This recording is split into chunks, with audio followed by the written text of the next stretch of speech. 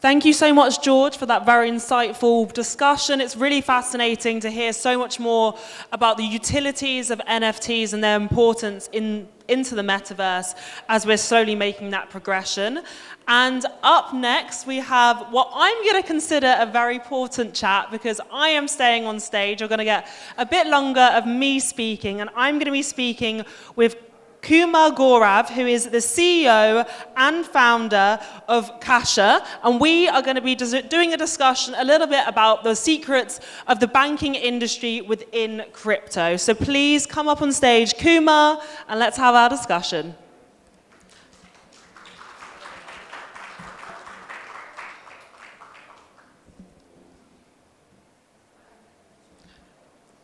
Do we need a microphone? No, you're good. Yeah, you don't need a microphone? I don't need a mic. Everyone can hear me. Can everyone hear Kumar? Yeah, I think so. I don't think you... I'm tired from the last time. Are we going to sit down? Yeah, we're going to take a seat. Right, perfect. So let's start our discussion. So actually, well, firstly, I have a podcast, so I should be quite good at holding interviews, so I hope this one goes well. And I also have a background in corporate finance, so banking is one of the many different assets which I've done over my time developing into the crypto industry. And I find it fascinating what Casha are doing and the issues actually that crypto companies do face in terms of banking. So why don't we start understanding a little bit about the problems that most crypto companies have when they try to establish bank accounts? Yeah, so you just said the problem. The problem is that crypto is something which is still very new, and as a regulated institution, it's very difficult, especially for the banks, to understand the business model. So we started in 2016, which was quite early for crypto companies. Yeah, we are today 7 years later. The banks have been matured, the system integrators, the payment processors have more knowledge of crypto, the compliance, but still it is not the scale which we need. So imagine what was in 2016. You know, even the likes of, I think, Coinbase was getting shut down till 2018-19. Yeah. So what we have figured it out at a very early stage that it's not the problem is in the crypto companies or something. It's a two-way problem. One is the crypto companies also lacks the compliance infrastructure because there is not one. Mm-hmm. So they have to do everything by themselves. While on the other side, the banks always had this problem that they don't know what is the business and how much the business is going to come. So it's a black box risk which they were taking. Mm-hmm. And the result of that was that most of the crypto companies was denied for any kind of regulated services, including the bank accounts. And that's what we worked, and finally, I think in 2019, we opened our first account. And since then, we are, going up and up. Yep, Casha's been growing. And it's so true because we sort of forget when you're within this industry how new it is. You're talking about the banking system is archaic. It's been going on for hundreds of thousands of years, the whole monetary system. And we're in a time now where we're taking on board a whole new technology. It's a whole new realm that we haven't seen before. So how do Casha approach that? What sort of due diligence do you do in order to ensure these crypto companies are complying with all of your investigations? Yeah, we cannot be like 100% sure that we are onboarding only the good actors, because I think we were also the bankers for the likes of Luna. But obviously we learned a lot with this, especially when you are banking a major portion of the crypto industry. It's not possible that we know that every company we are onboarding is 100% good. But we do have a very rigorous process. I think normally for a bank account, especially for the corporate accounts, we take anywhere between 6 to 10 weeks. Mm-hmm. We try to figure out as many as things, what jurisdiction they are, what licenses they have. Yeah, so that's all said and done. I think that's what we are doing. But because we are a little early in the industry, what happened that we are connected with the industry also. So we understand at least who were the early innovators. Mm-hmm. That's what the easy area to start. So for example, when we talk about the let's say, for example, likes of Binance, or in India, we have CoinDCX or BitBNS, and all these big VC funded. So there is few companies which have become very easy to onboard. But then there are companies and business model which was not also very clear for us. So we have to keep educating, but because our background in this space a little early, that helps us to understand the risk and most important, understand the business model so that we can onboard those companies. Of course, when you've been in this new industry long enough, I feel like you learn about companies quicker, you know the red flags to look for.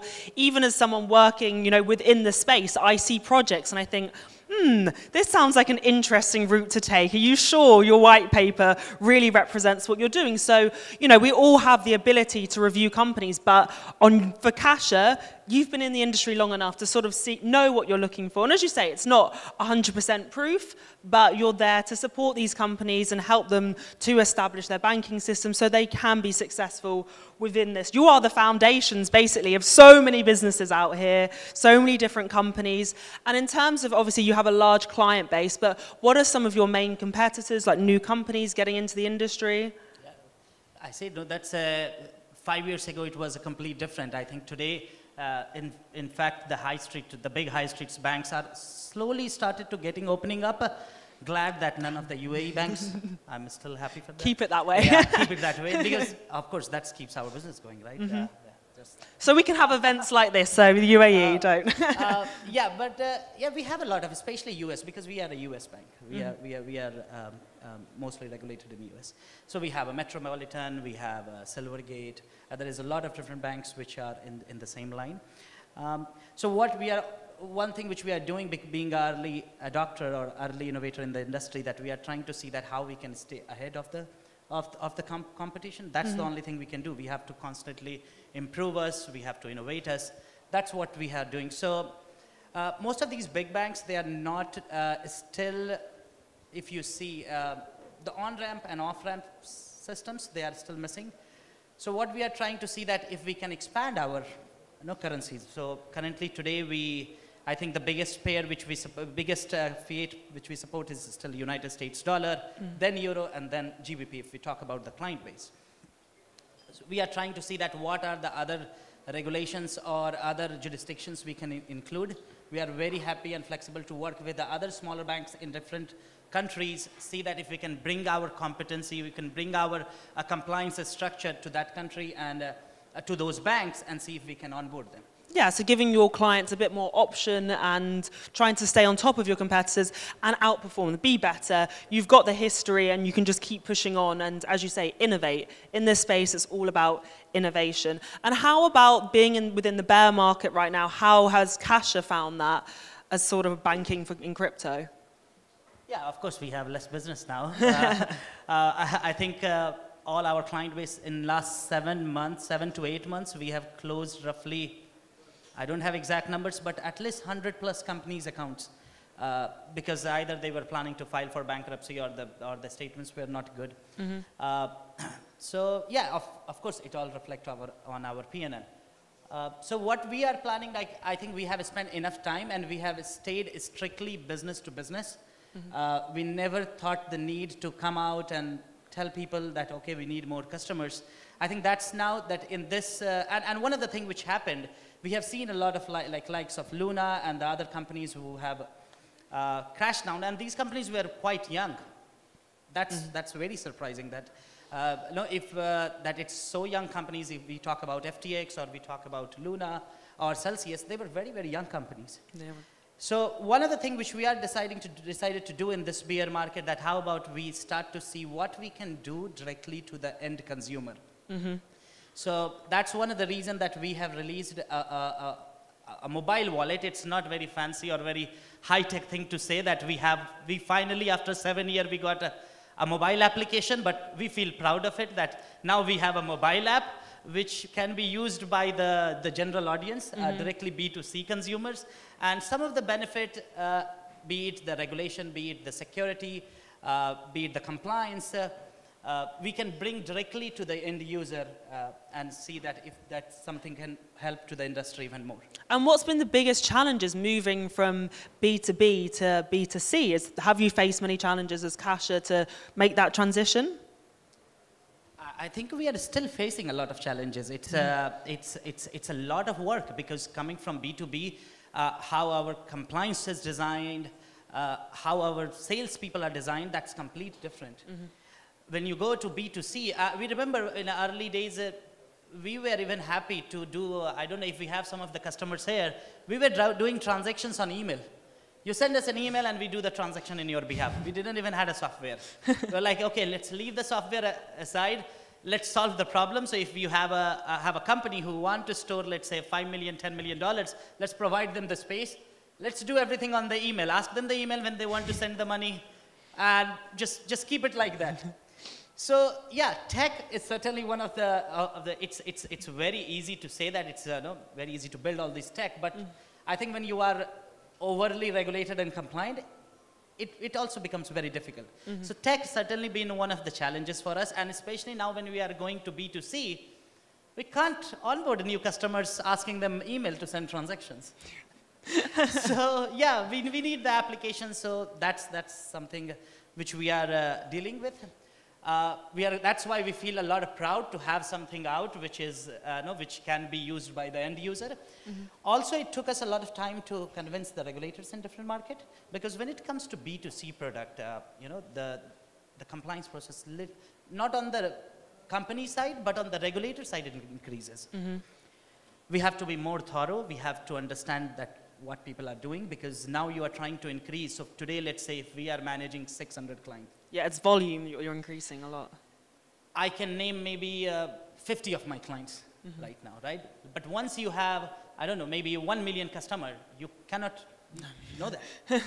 So you need more strict, more automated compliance systems, more powerful AML systems. So all these things, and we are working on that. And it's a constant process.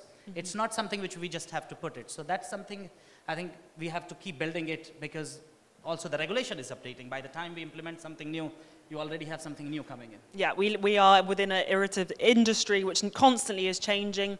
And obviously you've seen over the years many companies coming to you with their ideas and looking for banking. So what would be your best advice to companies that are starting out in the crypto industry when they're trying to apply to get a bank account, something like that? What do you look for, key aspects of crypto companies? Is there anything? Yeah. I have a whole list.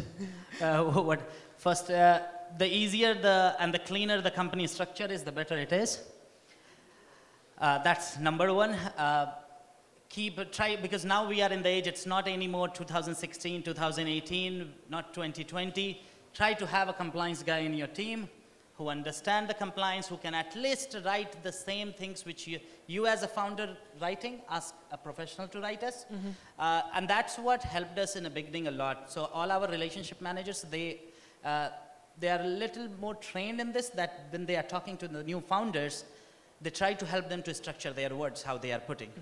Because sometimes it's also important how you say things, right? How you are putting it, not just assume everything.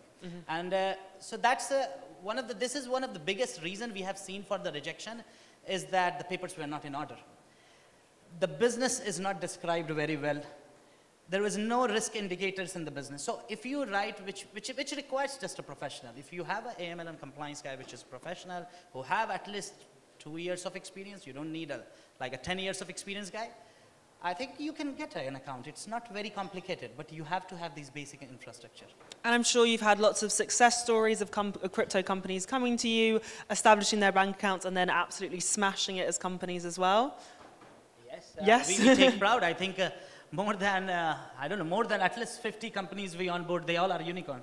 So which is yeah. So that's obviously we take proud, and that's one of the reasons we now became very slow in onboarding new businesses, because many of these businesses have become huge. Some of them became mega huge. So the transactions have increased anyway. Yeah. So and the industry is growing continuously. It definitely is. Look at the amount of people here today. It's growing continuously. So yeah, even we don't onboard, I think we are making the impact which we can make to this crypto industry. And we are quite happy with that. Yeah, as I was saying, Casha, you are the foundation of everything. Without banking, there is no company. So everyone sort of needs Casha. Yeah, if you're dealing in the fiat side, if you are a DeFi model, or if you're, because I think I'm a believer, it's not that I had any dream to start a banking system for the crypto company, I did it because of the need. Yeah. Because a lot of our friends in early 2014, 2015 were struggling for it. So it's not that I did it because it was my born dream that I'm going to do this. We did this because industry needed it. And I'm very happy to switch to something else or do something else. I have a lot of hobbies which I would like to do in case even we don't need it relevant in the industry. But I think we got a good team which is constantly pushing and keep adding new product. And I think that's keeps us relevant almost every year by year. Yeah, I think watch this space, especially as you're transitioning to more consumers, onboarding more. I mean, the app is coming. When is the app coming? It's already live. Oh, the app is already live? You can download it. That's why now we started making a small promotion around it. So you can download, give us a feedback.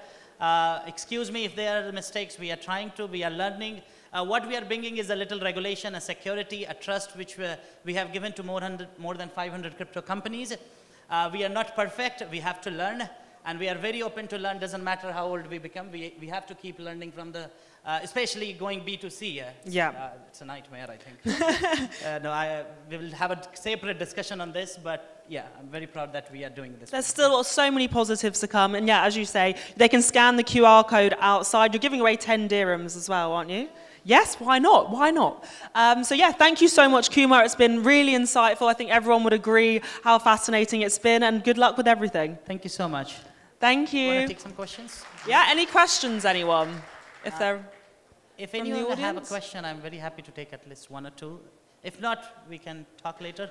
Or we can talk in, I don't know, high tea, after party. Oh, you're going to be, Kumar's going to be here for the rest of the day. Perfect. Let's finish it. Okay. Perfect. Thank you so much. Thank you.